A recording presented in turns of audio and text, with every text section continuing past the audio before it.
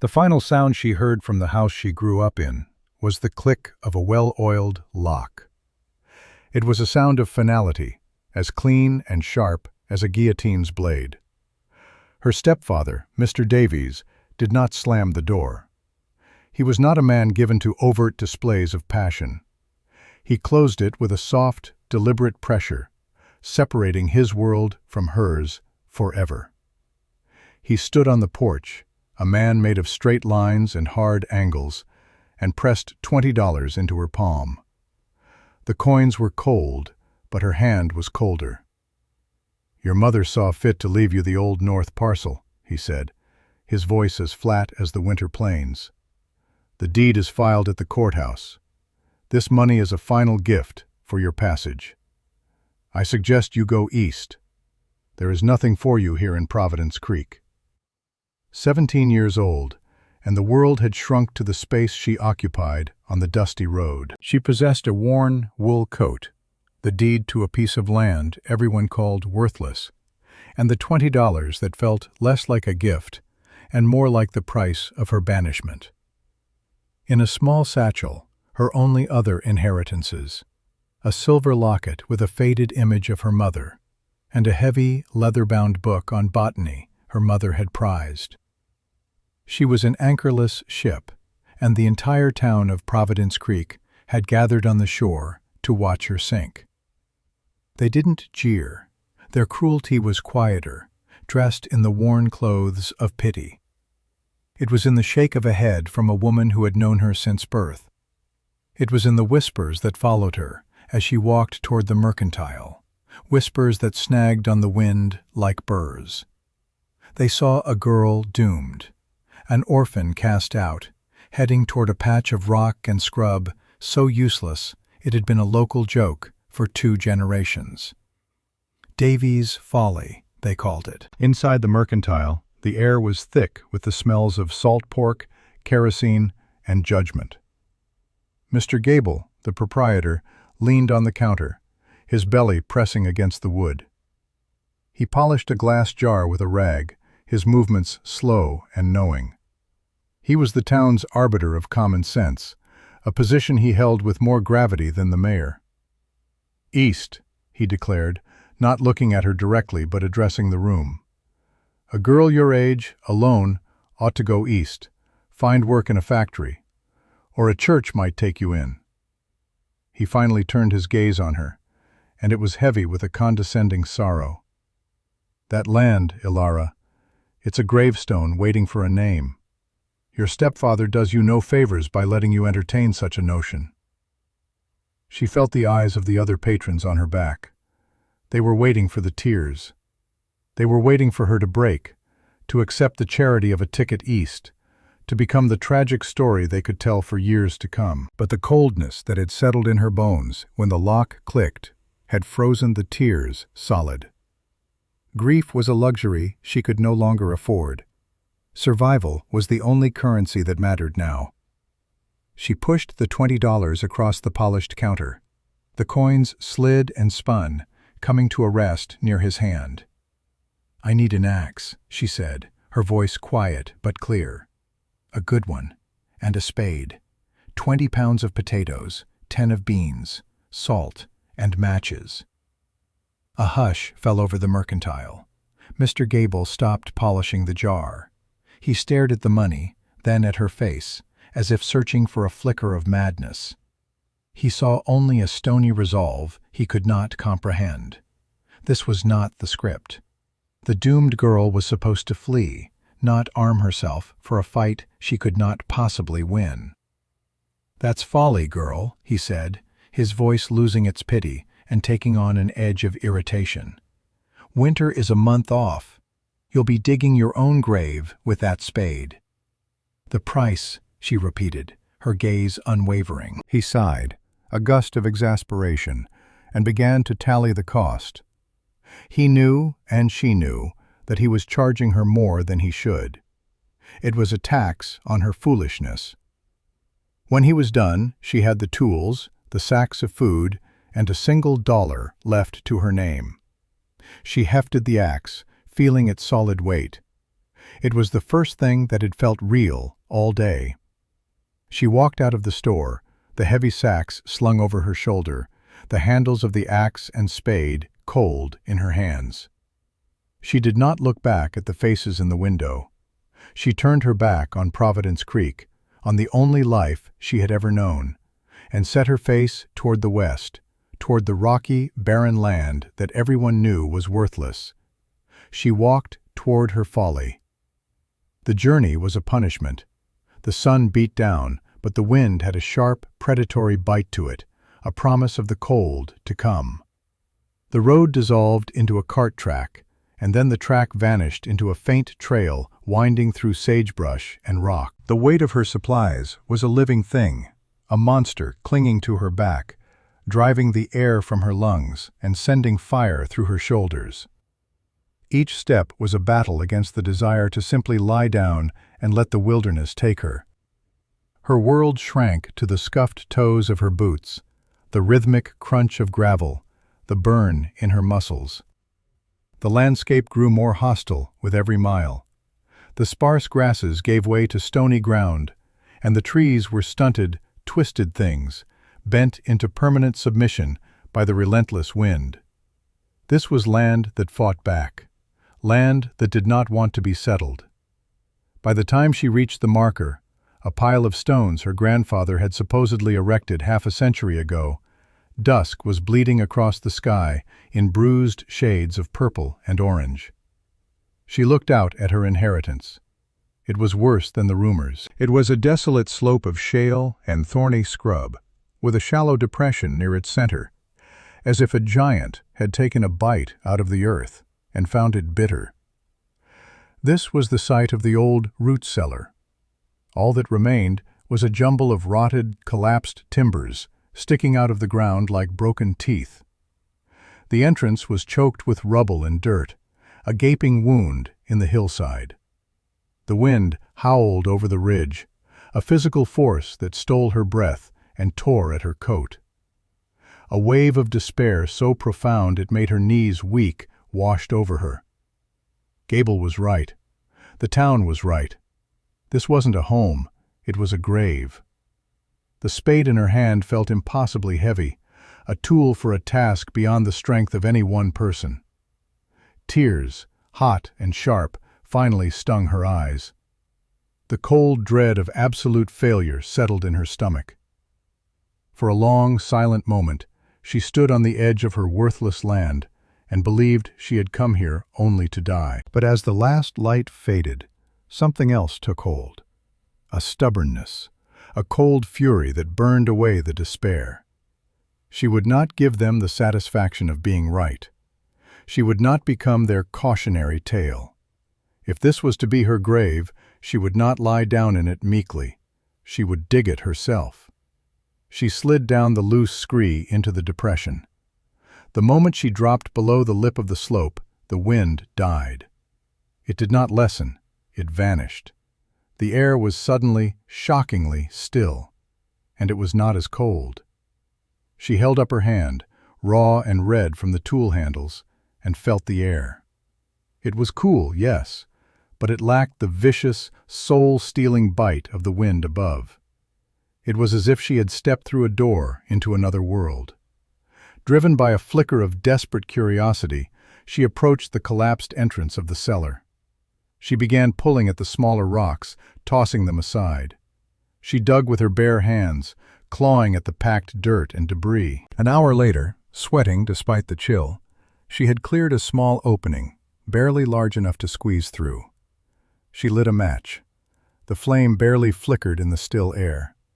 She pushed it into the darkness. The light revealed a space carved from earth and rock, the far walls lost in shadow. It smelled of damp soil, of deep, undisturbed earth. And then she heard it. A sound so faint she almost missed it. Drip, drip, drip. A slow, methodical beat, like a hidden heart. She squeezed through the opening, scraping her coat.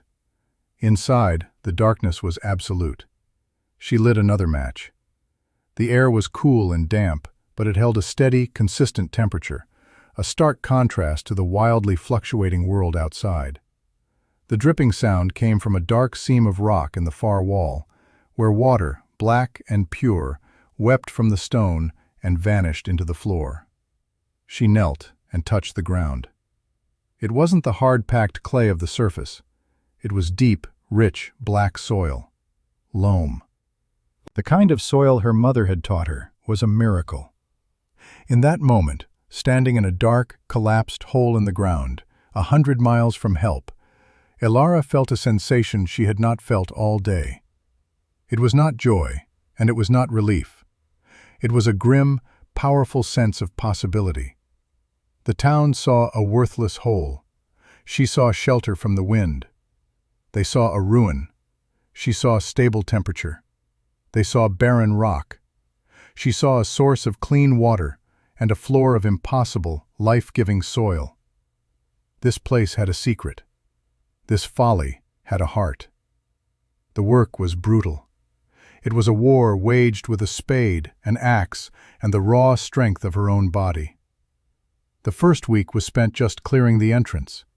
She hauled out splintered, rotted timbers and countless buckets of dirt and rock. Her hands, soft from a life indoors, blistered on the first day. By the third, the blisters had broken, leaving raw, weeping skin. By the end of the week, the skin had hardened into a patchwork of thick calluses. Her back screamed in protest. Her arms and legs felt like lead. Every morning she woke in her makeshift lean-to, every muscle screaming, and for a moment she would think, "I can't." And every morning, the memory of that closing door and the town's pitying eyes would force her to her feet. Once the entrance was clear, she began the real labor, making it safe. She learned the language of the rocks, how they fit together, how to wedge a smaller stone to support a larger one. She became an expert in leverage, using a stout branch to move rocks twice her weight. She spent days shoring up the walls, replacing the rotted timbers with solid new ones cut from the tough, gnarled pines on the ridge. Each log was a monumental effort, felling the tree with her small axe, trimming the branches, and then dragging it, inch by painful inch, down the slope and into the cellar. When she finally set the first new roof beam in place, she wept with exhaustion and triumph. The shelter was only the beginning. She needed systems, interconnected, reliable systems for life. Water was first. She spent 2 days carefully carving a narrow channel in the stone floor, guiding the slow seep from the wall to a low point in the corner. Then she walked a mile to a creek bed and hauled back buckets of heavy, wet clay. She lined the basin she had dug, packing it down until it was smooth and watertight. It took another day for the water to fill it. When she dipped her cup into her tiny, handmade cistern and drank the cold, clean water, it was the sweetest thing she had ever tasted. Heat was next. The cellar was cool, but winter would demand fire. She inspected the walls again and found what she had hoped for: a narrow fissure in the rock ceiling at the very back of the space, leading upwards. It was too small to be a proper chimney, but it was a start. Standing on a pile of rocks, she worked for days with a sharpened stick and a hammerstone, painstakingly chipping away at the opening. The work was agonizingly slow. Dust filled her lungs and coated her skin, but she persisted. Below the fissure, she built a small hearth from flat stones, mortared together with more clay. When it was done, she built a tiny fire of twigs. A wisp of smoke hesitated, curled, and then, miraculously, was drawn up into the fissure and vanished.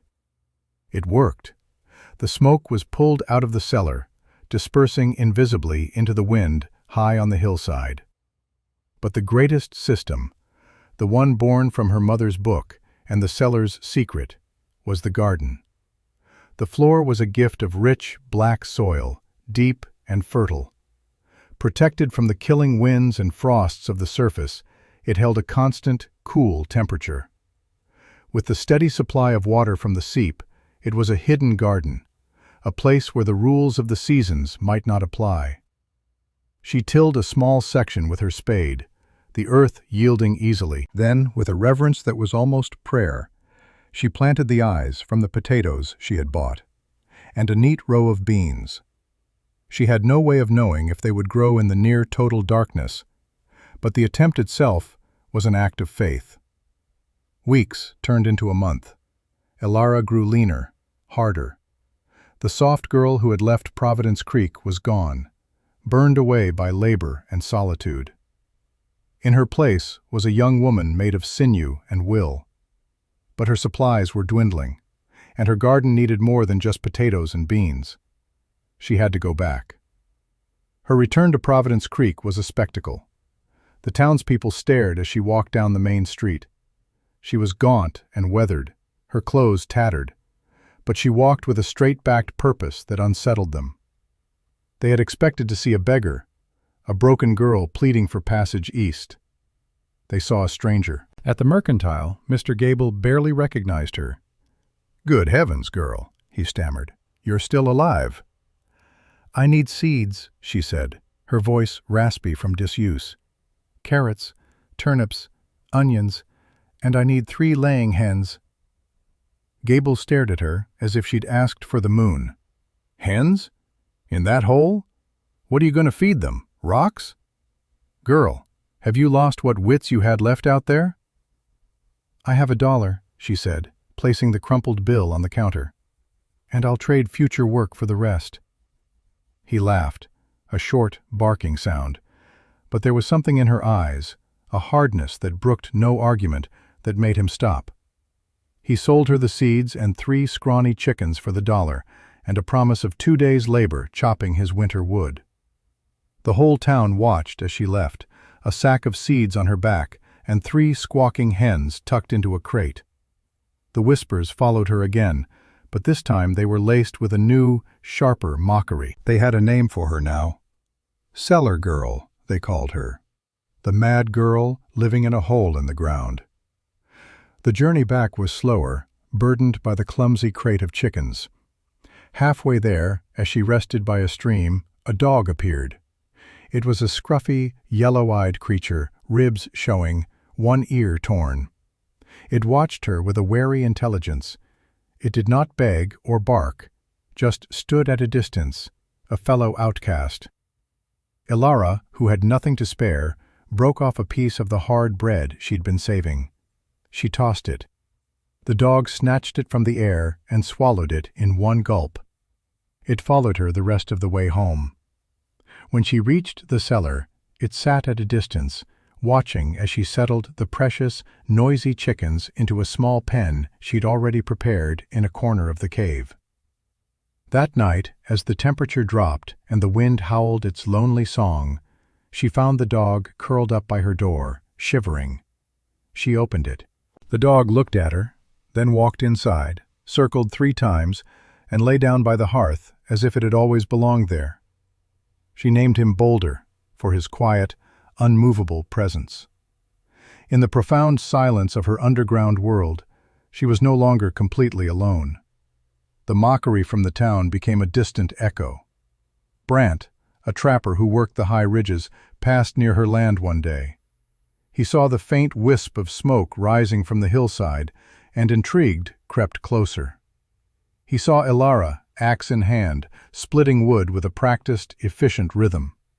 He went back to town with a grand story. "She's living in there like a prairie dog," he announced at the mercantile to a rapt audience. "Got a puff of smoke coming right out of the ground. She'll be buried in there come the first big snow.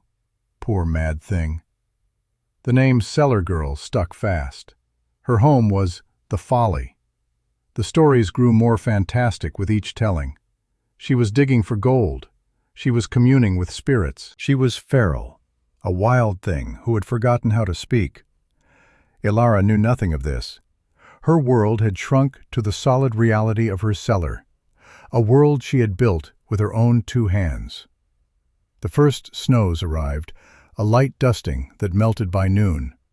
Then came a heavier fall, a thick white blanket that muffled all sound, and turned the world outside into a stark landscape of black and white. For anyone else, this would be the beginning of a long, hard isolation. For Ilara, it was simply the next phase of her routine. Her life was governed not by the sun, but by a rhythm of relentless, necessary tasks. Each day began in the cool dark. First, the fire. She would add a few precious pieces of wood to the glowing embers, coaxing them back to life. The small hearth was remarkably efficient, the stone around it absorbing and radiating a steady, gentle warmth throughout the cellar. Then, she would check her water, ensuring the channel was clear and the cistern was full. She would feed the chickens, their soft clucking a comforting domestic sound in the subterranean silence. In return, they provided her with an egg every day or two, a miracle of protein and fat. The heart of her day, however, was the garden. By the dim, flickering light of a tallow lamp, she tended her plants. The potatoes had sent up pale, seeking shoots. The beans climbed thin strings she had rigged to the ceiling. And the seeds she had brought from town had sprouted. Tiny green heads of carrots, the faint shoots of onions, the broad leaves of turnips, all pushing up through the black soil. It was an impossible, secret spring, flourishing in the dead of winter. The stable temperature of the earth, the constant moisture, the absence of wind and frost, it was a perfect, controlled environment. Her mother's botany book was her Bible. She read about soil nutrients, about crop rotation, about how to pollinate plants by hand with a small feather. Her world was one of sensory richness, the constant smell of damp earth, wood smoke, and the faint green scent of growing things. The sound of the wind, a distant, monstrous howl far above her, a reminder of the world she had escaped. The quiet companionship of Boulder, his warm weight at her feet as she worked, his low growl at any strange sound from outside. She was utterly alone, but she was not lonely. She was the sovereign of a hidden kingdom, a world of one, but a world that was warm, ordered, and alive. Her systems were tested. One night, a pack of coyotes, driven by hunger, found her shelter. They clawed at the heavy wooden door, their yips and howls echoing horribly. Boulder erupted in a frenzy of deep, ferocious barking, throwing himself against the inside of the door. The thick wood held. The coyotes, unused to such fierce resistance from what should have been an easy meal, eventually gave up and moved on. The incident taught her to reinforce the doorframe with stone. Another time, an early thaw sent a torrent of meltwater down the hillside. It found a weak point in the earth above her cellar, and a stream of muddy water began to pour in, threatening to flood her garden. For an entire day and night, she worked without rest, digging a diversion trench outside and reinforcing the ceiling from within, her body aching, covered in mud. She succeeded, saving her precious crops. The test left her exhausted, but also confident. Her shelter bent, but it did not break. She learned, she adapted, she grew stronger. That autumn began with a lie. The days were warm and golden, promising a mild winter. The people of Providence Creek, complacent, brought in their harvests. But then, in the space of a single night, the lie was exposed. A frost came, not a gentle white dusting, but a black, killing frost that fell like an axe. It was brutally early. Fields of late potatoes, still in the ground, were ruined, turned to a black, foul-smelling mush overnight. The town's apple harvest was frozen on the branch. A nervous quiet settled over the valley. People checked their stores and told themselves it would be enough. But the frost was only a warning. It was followed by a blight that swept through the remaining root vegetables, a sickness in the soil itself. What the frost hadn't killed, the blight consumed. Then the true enemy arrived. It was not snow or ice, but cold. A deep, relentless, penetrating cold that settled over the land and did not leave. The locals would later call it the killing freeze of '83. The temperature dropped far below zero and stayed there, day after agonizing day, week after agonizing week. The wind that came with it was a razor, stripping heat from every surface. Providence Creek began to break. The town was built for normal winters, not for a siege by a polar demon. The conventional, shallow cellars that lined every backyard were not deep enough. The cold seeped through the earth, freezing the ground solid, 3, then 4 feet down. Jars of preserved fruits and vegetables, the very bedrock of winter survival, cracked and burst. Sacks of potatoes and apples froze solid, ruined. The community's confidence shattered like frozen glass. Roofs, burdened by ice and stressed by the extreme cold, began to groan and splinter. The great logs of the meeting hall contracted with loud cracks like rifle shots in the night. Firewood, stockpiled for a typical season, was consumed at a terrifying rate. Families huddled together in a single room, feeding their stoves constantly, watching their woodpiles shrink with each passing day. Livestock, even in their barns, began to die, their water troughs frozen solid, their bodies unable to generate enough heat to fight the endless cold. Sickness, the inevitable companion of hunger and cold, began its silent work. A dry, hacking cough could be heard in every home, and children grew pale with fevers. The town's shared sense of security, its pride in its own ruggedness, was freezing to death, along with everything else. But 50 feet beneath the frozen, wind-scoured surface of Davy's Folly, life continued in its quiet, steady rhythm. In Elara's cellar, the great freeze was little more than a distant rumor, a deeper moan from the wind far above. The immense thermal mass of the earth around her acted as a perfect insulator. The temperature inside her home barely fluctuated, remaining a constant, cool, and livable temperature. Her small, efficient fire needed only a modest amount of wood to keep the chill at bay, its warmth held by the surrounding rock and earth. Her water seep, originating from deep within the earth, flowed on, untouched by the surface frost. Her cistern remained full of clean, liquid water. Her chickens, snug in their straw-lined pen, continued to peck and cluck, warmed by the cellar's ambient heat, and, miraculously, they continued to lay their precious eggs. And the garden? The garden thrived. In the protected, stable environment, it was an oasis of life in a world of frozen death. The carrots were thick and sweet, the turnips round and firm. The potato plants were heavy with tubers nestled in the dark, rich soil. She was not fighting the winter, she was living outside its reach. She was an island, a secret, a warm breath in the heart of a frozen monster.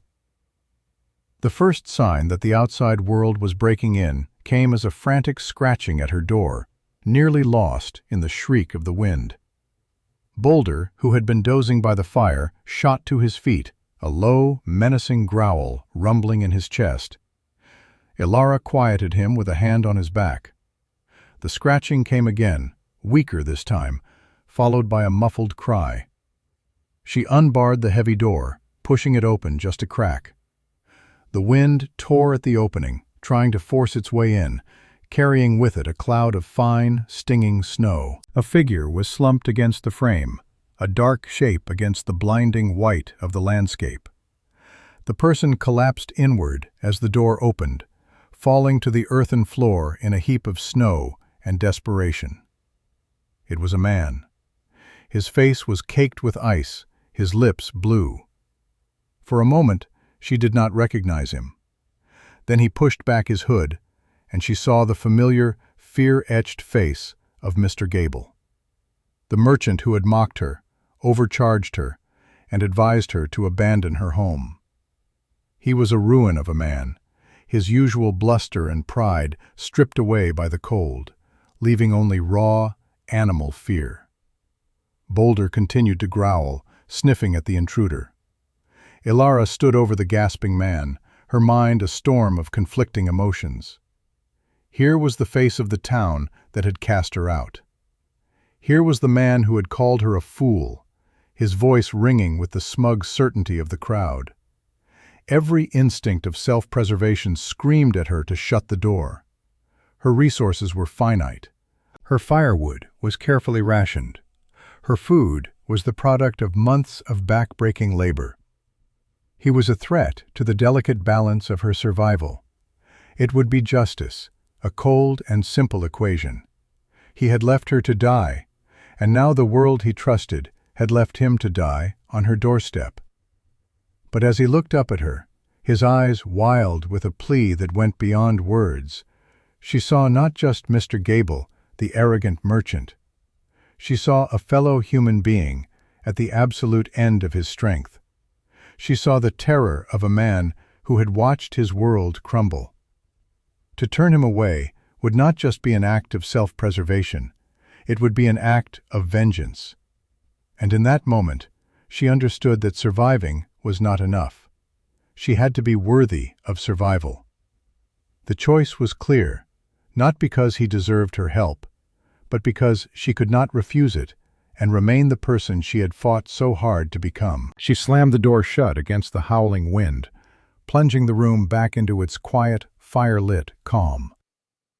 "Boulder, enough," she commanded, and the dog reluctantly backed away. She knelt and helped Gable sit up, his body trembling uncontrollably. She fetched a cup of water from her cistern, not snowmelt, but clean, liquid water. He drank it greedily, spilling half of it down his chin. She ladled a thin broth, made from boiling turnip greens and a pinch of precious salt, into a bowl, and pressed it into his shaking hands. He drank it like a starving animal. Color slowly returned to his face. Finally he could speak, his voice a ragged whisper. "My daughter," he choked out, the words catching in his throat. "Anna. She has the fever. It's burning her up. The doctor, he said she needs nourishment, a real broth. But we have nothing. The roots in the town cellar, they all froze. Everything is gone. There is no food." He looked at her, his eyes filled with a shame so profound it was painful to witness. I remembered what Brant said, the smoke from the ground.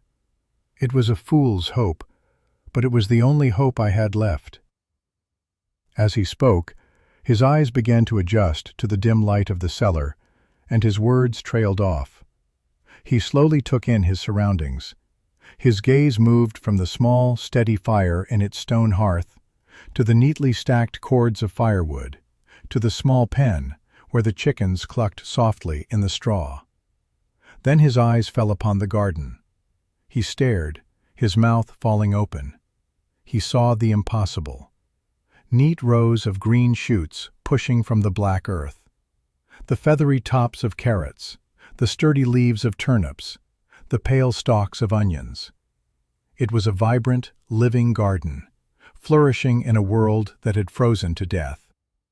He saw the shelves carved into the earth wall, holding not just tools, but a few precious, perfect brown eggs. He saw the order, the ingenuity, the sheer undeniable reality of it all. This was not the dirty, mad hole of his imagination. It was a sanctuary. It was a miracle. He looked from the thriving plants to Ilara's face, calm and unreadable in the firelight. The entire narrative the town had built around her, the story of the foolish, doomed cellar girl, crumbled to dust in the face of this overwhelming evidence.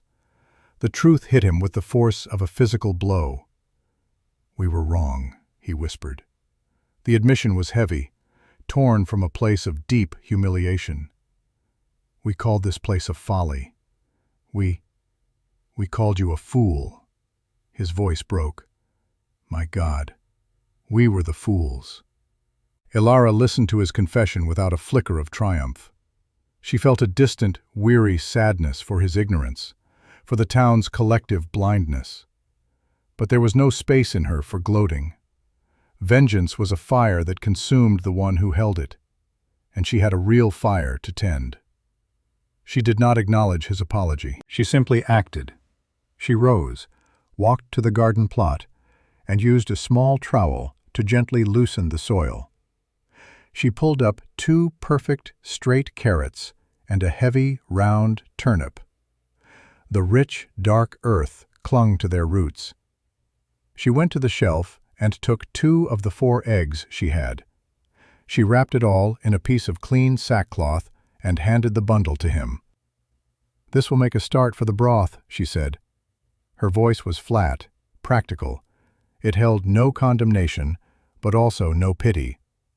It was the voice of someone for whom survival had burned away all sentimentality. "The wind is getting worse. You should go back before the trail is lost." Gable took the bundle as if it were a holy relic. He tried to speak, to thank her, to apologize again, but the words would not come.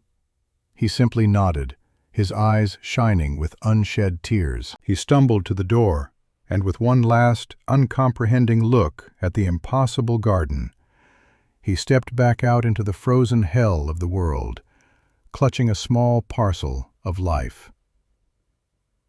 Mr. Gable's return to Providence Creek was like a scene from a strange fever dream. He stumbled into the mercantile, where a group of men were huddled around the stove, and dropped the bundle on the counter. When he unwrapped it, a collective gasp went through the room. The carrots were crisp, the turnip firm, the eggs impossibly real. They were not frozen. They were not rotten. They were fresh. His story poured out of him, a disjointed, awe-struck account of a warm, orderly shelter, of livestock, and of a green, growing garden hidden beneath the frozen earth. At first, they did not believe him. They thought the cold had broken his mind. But the food was undeniable proof. The broth they made for his daughter Anna was rich and nourishing, and by the next morning, her fever had begun to break. Word spread through the desperate, freezing town like wildfire. The story of the Cellar girl's secret garden was a spark of impossible hope in a world of darkness. The first to follow Gable was the trapper, Brant. He arrived at Alara's door, his face a mask of shame, and offered his entire winter's catch of furs, not for a handout, but for a trade. He asked for enough roots to feed his family for a week. Alara looked at the man who had mocked her so cruelly, and then at the pile of valuable furs. She took 2 beaver pelts, a fair price, and gave him a sack of vegetables. She did not mention his stories. She did not have to. The transaction was a confession and an apology in itself. Soon others came. A desperate mother whose milk had dried up, trading her wedding ring for a few eggs to feed her baby. The town pastor, his face grim, bartering church candles for potatoes to make a soup for the sickest parishioners. Each time, Alara was the same, quiet, practical, and fair. She shared what she could spare, never taking more than the trade was worth. She never spoke of the past. Her silence was more powerful than any accusation. The name Cellar Girl was never spoken again. When the great freeze finally broke and a weak, watery spring sun began to melt the snow, the true devastation in the valley was revealed. The town had been decimated. They had lost livestock, crops, and a handful of the oldest and weakest residents. They were humbled, broken, and facing a hungry spring with empty larders. But they were not without hope. They now looked to the west, to Davy's Folly, not with mockery, but with a deep and abiding respect. They came to Alara, not just to trade, but to learn. A delegation led by a humbled Mr. Gable and Pastor Brown arrived one morning. They did not ask for food. They asked for knowledge. "Show us," Gable said, his voice stripped of all its old arrogance. "Show us how you did it." And she did. She led them into her cellar and showed them the simple, brilliant logic of her systems. She explained the insulating power of the earth, the concept of thermal mass. She showed them how she had channeled the water seep, how her chimney vented invisibly, how she had created a balanced ecosystem with her chickens and her garden. She held up her mother's botany book and explained how she had nurtured life in the darkness. The people of Providence Creek listened with the rapt attention of students. They saw that her survival was not magic, but the product of observation, ingenuity, and relentless, back-breaking work. That spring, no one in the valley planted their fields the same way. They dug their root cellars deeper. They studied the contours of their land, looking for shelter from the wind and signs of hidden water. They started building stone walls on the north side of their homes to absorb the sun's heat and block the wind. The settlement began to change, to adapt, to incorporate the hard-won wisdom of the young woman they had once thrown away. Davy's Folly became known, with no irony, as the founder's plot. Years passed. Ilara never left her homestead. It grew with her, the cellar expanding into new chambers, the garden plots widening, a small, sturdy stone house eventually built over the entrance. She never married, but she was never alone. Boulder lived to a ripe old age and was succeeded by other loyal companions. People from the town were her neighbors and her friends, their children growing up on stories of the killing freeze and the quiet woman who had fed the valley. Her story traveled, carried by merchants and trappers to other settlements, a frontier legend about resilience and the hidden value of things others discard. One evening, years later, Ilara stood at her doorway, now a woman whose face was lined with the maps of sun and seasons, but whose eyes were as clear and steady as they had been on the day she bought her first axe. She looked out over the valley of Providence Creek, at the spiraling columns of smoke rising from chimneys that were now built with a deeper wisdom. She had been cast out with nothing, but in the end she had built everything that mattered: a home, a life, and a legacy. She had learned that true strength was not about refusing to be broken, but about the quiet, stubborn, daily act of building something that could not be broken. The earth beneath her feet was no longer a worthless inheritance. It was the foundation of a world.